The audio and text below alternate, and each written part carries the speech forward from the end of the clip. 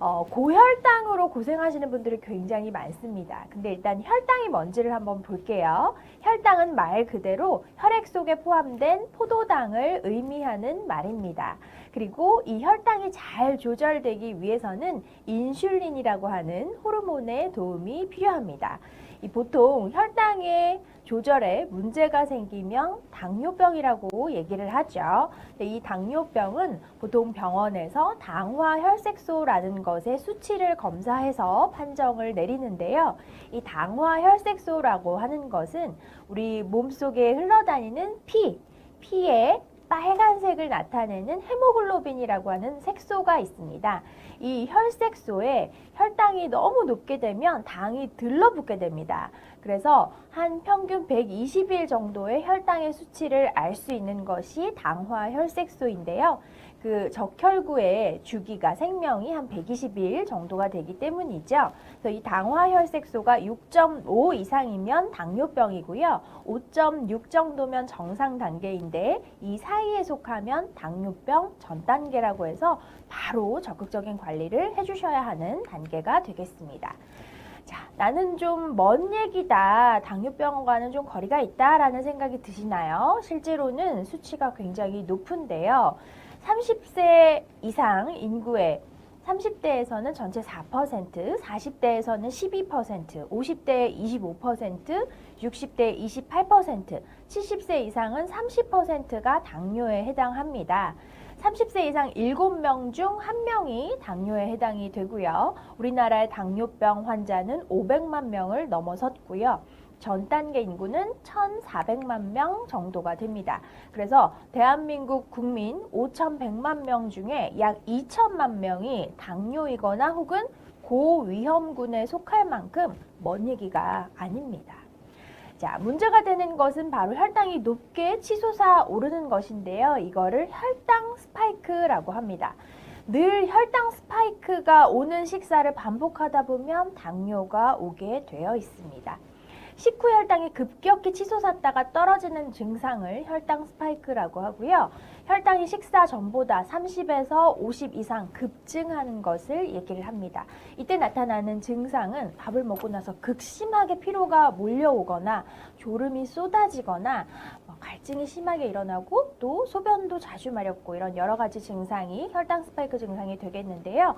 이렇게 될 경우에는 신체의 산화 스트레스가 증가돼서 염증이 발생을 하고요. 그리고 과도하게 인슐린이 분비가 유발이 되면서 나중에는 인슐린 민감도가 떨어지는 현상이 나타날 수 있습니다.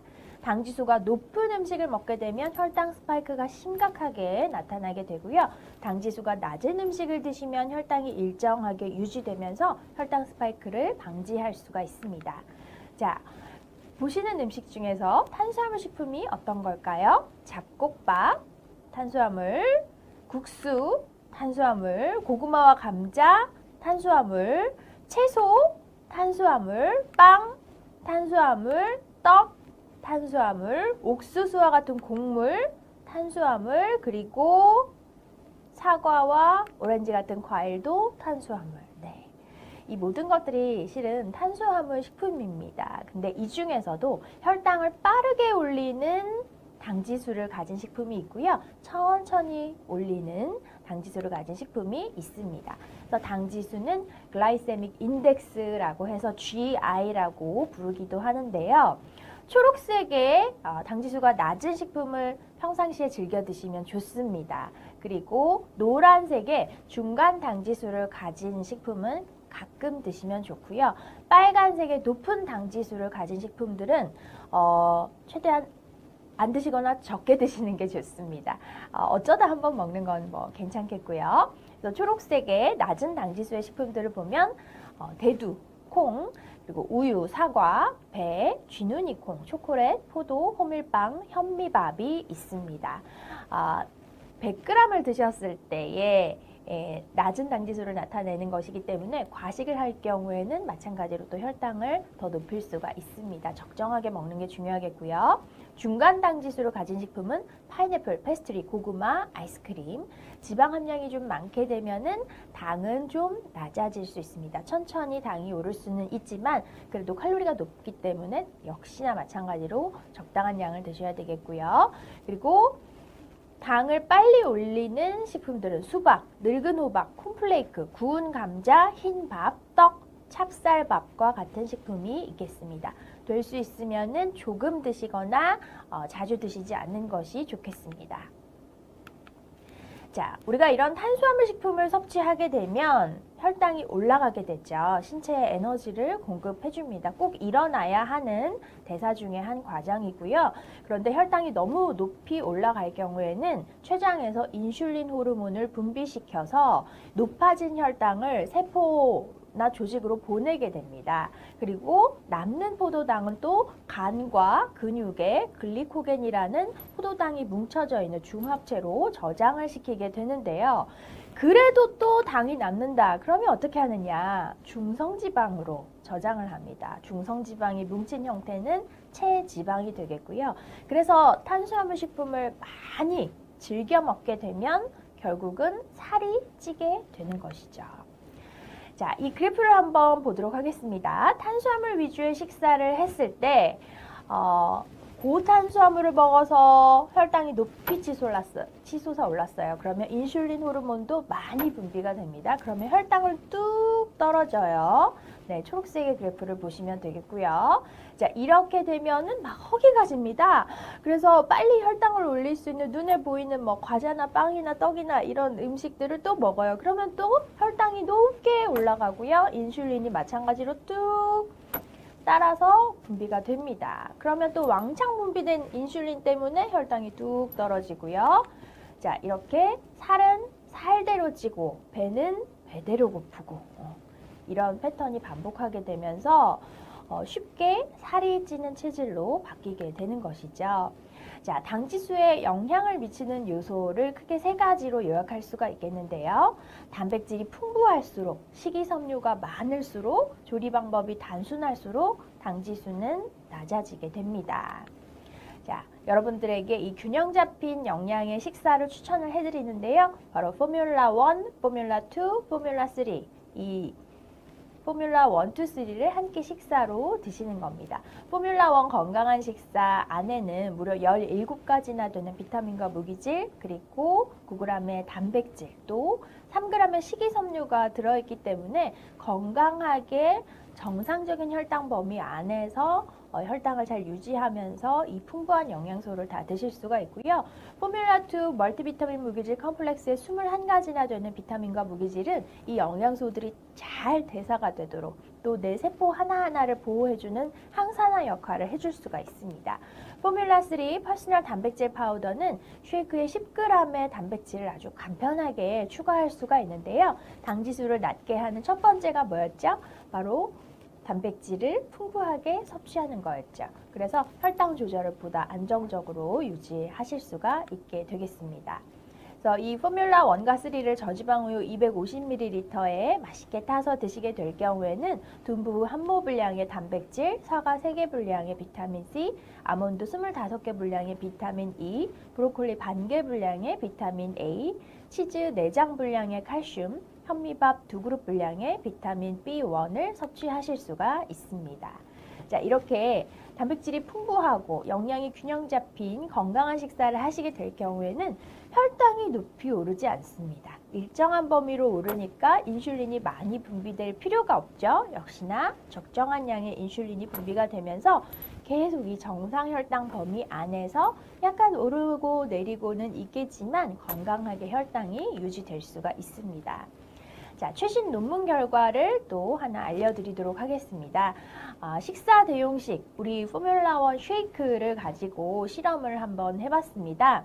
섭취 타이밍이 몸무게의 변화에 얼마나 영향을 미치는지를 한번 인체 적용 시험을 통해서 파악을 해봤는데요.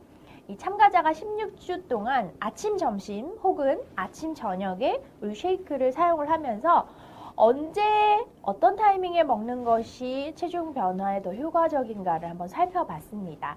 그랬더니 결과를 좀 말씀을 드리면요. 총 153명이 섭취한 결과 상당한 체중 감소, 평균 5kg 정도의 체중 감소가 있었고요. 허리는 4.8cm 정도, 거의 2인치 정도가 되고요. 엉덩이 둘레가 4.3cm 정도 감소가 있었고요. 체지방이 한 4kg 정도 감소가 있었습니다.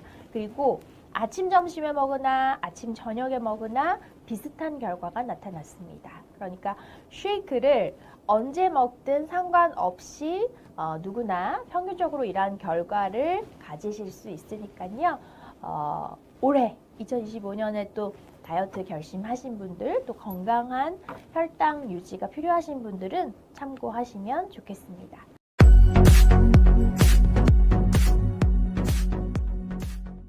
안녕하세요. 한국 허벌라이프 뉴트리션 트레이너 장하나입니다. 오늘도 귀한 분을 모셨는데요. 유전학 박사이시며 유전자 분석 전문 기업인 테라젠 이텍스의 이사로 계시는 홍경원 박사님 모시고 말씀 나눠보겠습니다. 안녕하세요, 박사님. 안녕하십니까. 네. 우리나라 국민들은 혈압이랑 혈당 건강에 굉장히 취약한 걸로 알고 있어요. 네. 그래서 이 혈당 관련해서 굉장히 어려움을 겪으시는 분들도 많고, 그리고 우리나라 사람들이 탄수화물 식품을 또 워낙 좋아하잖아요. 예, 뭘 먹어도 밥을 먹어야 마무리가 됐다라고 생각을 하고, 또 밥뿐만 아니라 빵, 떡, 면 이런 것들 좋아하시는 분들이 굉장히 많은데 이 혈당 건강과 관련된 유전자가 또 있나요? 이 DTC 유전자 검사 중에는 총 8가지의 혈당 관련 유전자가 있습니다. 근데 8가지 유전자 중에서 상당히 흥미로운 유전자, 특히 한국 사람이나 아시아 사람들에게 굉장히 중요한 유전자가 있습니다. 저는 흔히 이 유전자를 과식 유전자라고 얘기를 합니다. 왜냐하면 이 유전자는 원래 인슐린이라고 하는 몸속에 있는 혈당을 대사시키는 그런 호르몬이 있는데요. 이 인슐린 호르몬의 기능이 다른 사람보다 약해져서 음식으로 섭취한 그런 혈당을 빨리 대사를 못 시키는 그런 타입입니다. 이 유전자 이름은 CDKN2AB라고 하는 그런 유전자입니다. 기본적으로 흔히 알고 계시는 췌장이라고 하는 장기 내에는 인슐린을 분비하는 인슐린 베타 세포가 있습니다. 근데 이 베타 세포가 기능을 잘 못하거나 또 어떤 사람에 따라서는 베타 세포의 숫자가 다른 사람보다 적은 경우가 있습니다. 그런 경우에는 생산되는 인슐린의 총량이 적게 되고 또한 인슐린이 분비되는 그런 속도가 늦어지게 됩니다. 그래서 한국 사람의 특징은 인슐린의 총량은 작은데 인슐린의 분비되는 속도가 빨라가지고 소화를 잘 시킬 수 있는 것이 아시아 사람들의 특징인데, 이 인슐린 분비 속도가 상대적으로 낮은 한국 사람들이 약 20% 정도 있습니다. 네, 그런 분들은 음식을 먹으면은 빨리 소화를 못 시켜서 저녁 식사를 먹은 것이 다음날 아침까지 더부룩하다든지 그런 경우가 있을 수 있고, 특히 이제 과식을 하게 되면은 굉장히 건강 상태가 안 좋아져서 다음날까지도 과식으로 인해서 오는 스트레스가 굉장히 많을 수가 있습니다. 그래서 저는 이 유전자를 과식 유전자라고 얘기를 해서 과식을 주의해야 되는 유전자 타입 이렇게 얘기 드리고 있습니다. 아, 네. 혈당과 관련된 유전자인데 먹은 것을 감당을 못하게 하는 네. 그런 성질을 발현을 하네요. 예, 맞습니다. 네.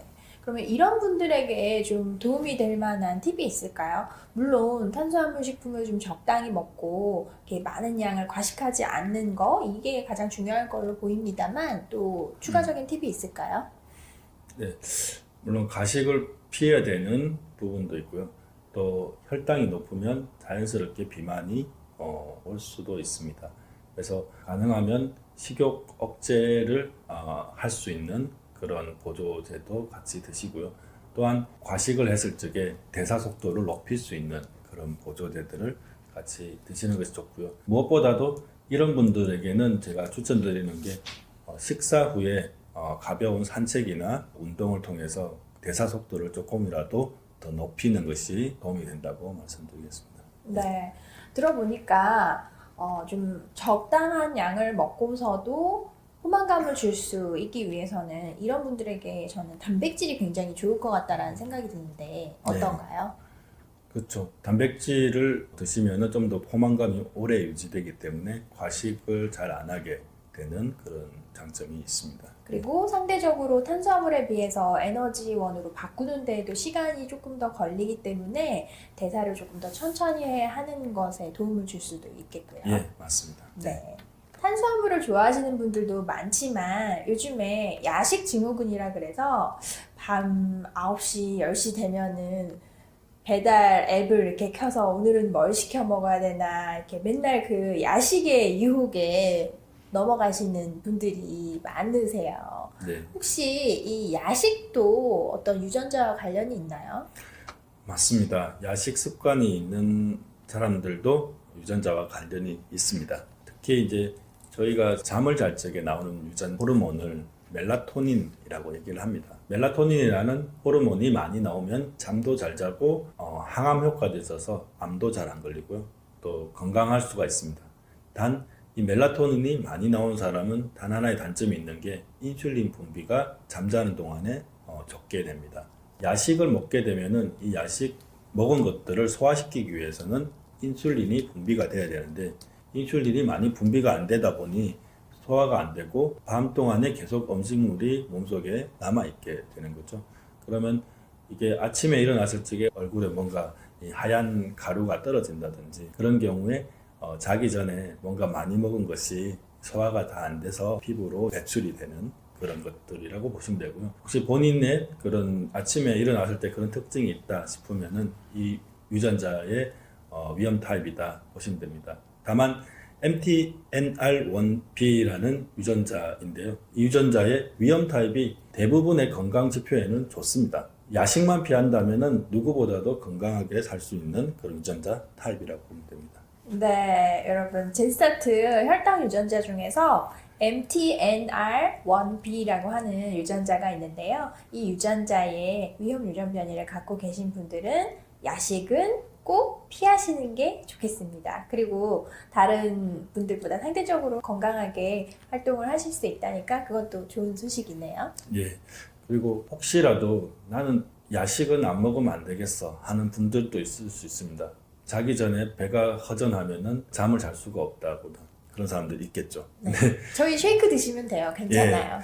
그리고 그런 분들에게 또 하나 더 추천드리고 싶은 것은 연구들을 보면은 이 유전자의 위험 타입을 갖고 있는데 비타민 D를 많이 섭취하시면은 인슐린 분비가 많이 되도록 도움을 줘서 궁극적으로 야식 이후에 대사 속도를 높일 수가 있습니다. 그래서 이런 분들에게 제가 추천드리는 것은 아니 야식은 꼭 먹어야겠다 그러면 규칙적으로 비타민 D의 섭취도 같이 해주시면 좋을 것 같습니다. 예. 네, 일단은 피하시는 게 좋겠지만 그래도 어쩔 수 없이 유혹에 못 이겨서 야식을 먹게 됐다. 그러면 비타민 D를 꼭 챙겨주면 좋다는 말씀이셨습니다. 네, 우리는 그 저녁에 너무 배가 고파서 잠이 안 올 정도로 허기가 진다 이럴 때는 쉐이크를 타서 먹으면 돼요. 왜냐하면 쉐이크를 물에 타면 90칼로리밖에 안 되거든요. 그래서 간식으로 먹을 때는 그렇게 해서 쉐이크를 활용하시는 것도 좋은 방법일 것 같습니다. 네, 오늘 유전학 전문가이신 홍경원 박사님 말씀 들으면서 우리가 유전자에 대해서 재미있는 내용들을 함께 하고 있는데요. 박사님 유전자에 대해서 마지막으로 말씀 부탁드립니다. 예, 유전자 검사라고 하면은 많은 분들이 유전자 단어 때문에 어렵다고 생각할 수도 있고 또 이 결과에 대해서 굉장히 심각하게 받아들이는 분들도 있습니다. 사실 유전자 검사는 그렇게 어려운 것은 아니고요. 그런 정보들을 알고 있음으로 해서 어떤 추후에 건강관리에 참고 지표로서 활용하는 목적으로 사용을 하시면 됩니다. 예. 네. 결국 유전자 결과가 위험 유전 변이가 막 많이 나와서 빨간불이 막 떴다고 할지라도 너무 낙담하고 실망하실 필요가 없다는 얘기네요. 예, 맞습니다. 네, 내가 어떻게 관리하느냐에 따라서 또 더 좋은 건강 관리를 하셔서 앞으로 더 활기찬 생활을 영위하실 수도 있으니까요. 네. 자, 참고하시면 좋을 것 같습니다. 오늘 테라젠 이텍스 이사이시자 유전학 박사이신 홍경